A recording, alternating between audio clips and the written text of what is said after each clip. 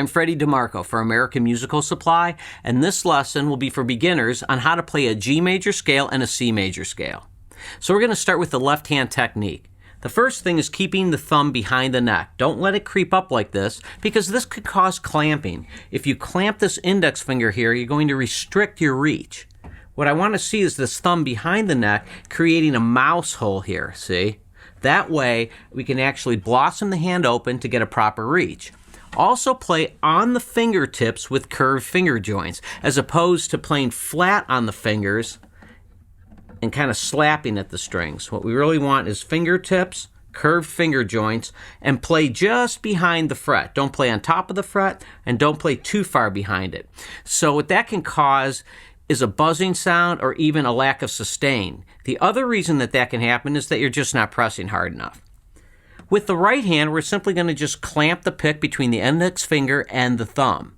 With the index finger and thumb clamp, I don't want to see a whole lot of pick hanging out like this. Just get a nice good half of the pick or more. And then we want to employ economy of motion. You don't want to pluck outward like this. You want to pluck down into the next string. Actually use the string right underneath the string you're playing as a reference for a stopping point, like this. As opposed to this.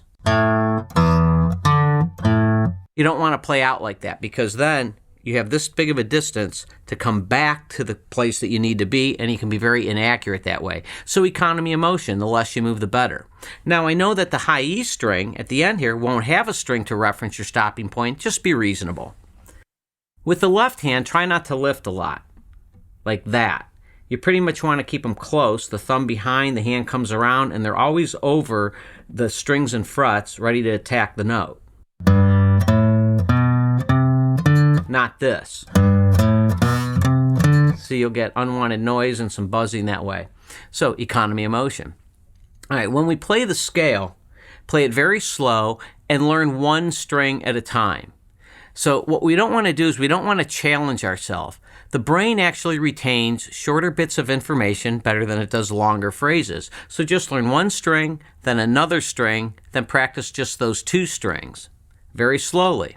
We don't want to challenge ourselves, just learning. Give the brain a chance to learn all this. Then we'll challenge it later with your timing, accuracy, and speed.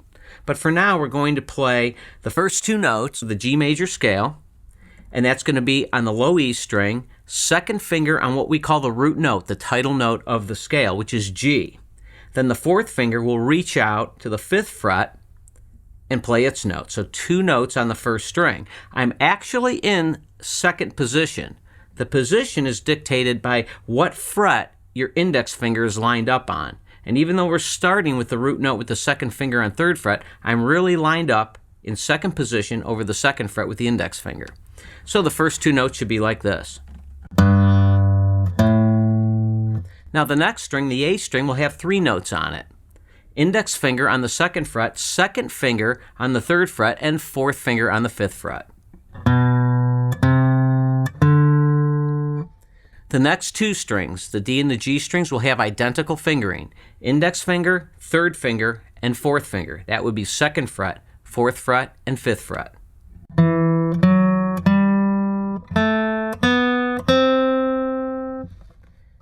The B string will be second finger and fourth finger only. That would be third fret and fifth fret. And finally, the high E string will be index finger on second fret and second finger on third fret.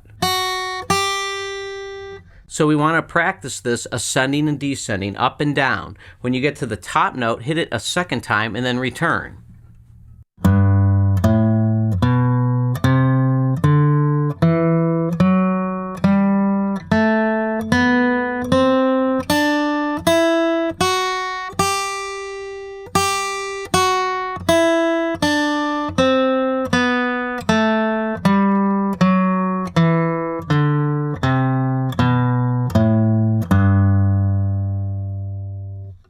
Let's learn the C major scale.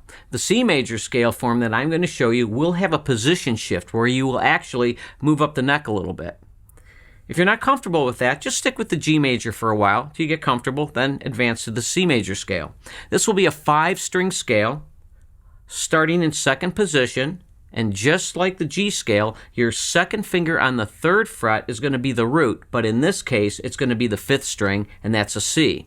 You'll play 2nd finger and 4th finger. That will be 3rd fret and 5th fret. Your next string is going to be index finger, 2nd finger, and 4th finger. That would be 2nd fret, 3rd fret, and 5th fret.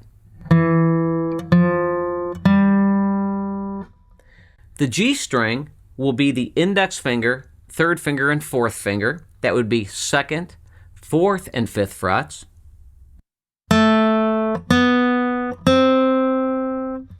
Now here's where the position shift is going to happen.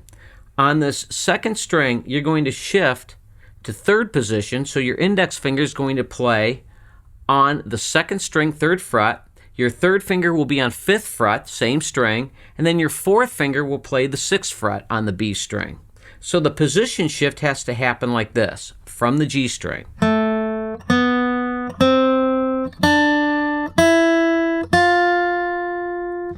Then on the high E string, we play the index finger on 3rd fret and then move that index finger up to 5th fret. So yet another position shift. This one will be 2 frets higher.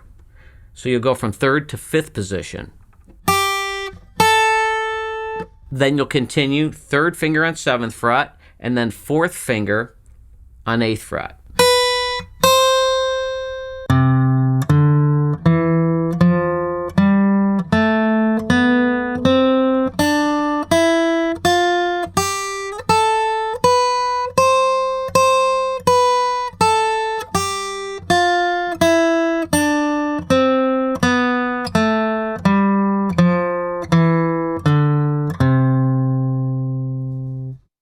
Both these G major and C major scales are 2 octaves. What that simply means is that there are 7 notes in our major scale. They then repeat, so octave means 8. So the first note repeats as the 8th note. So in essence, it would be C, D, E, F, G, A. B is the 7th note. Then it would continue again to the higher octave, the same scale, what we call an octave higher. C, D, E, F, and so on. So these are both 2 octave scales. As you're practicing these scales, remember to learn shorter bits at one time, learn a string at a time, then add a 2nd string, play between those 2, then add a 3rd one, gradually grow into it. Once you're comfortable and you have them memorized, put on a metronome and start playing slowly but metronomic so that you're right in time. So the duration, the length of time between each note is as even as possible. Also make sure that you're letting these notes ring into each other, like this, as opposed to this. That technique is called staccato playing, and that stands for short notes. But for now, we want long notes that are seamless, practicing going from one note instantly into the next note with no dead air.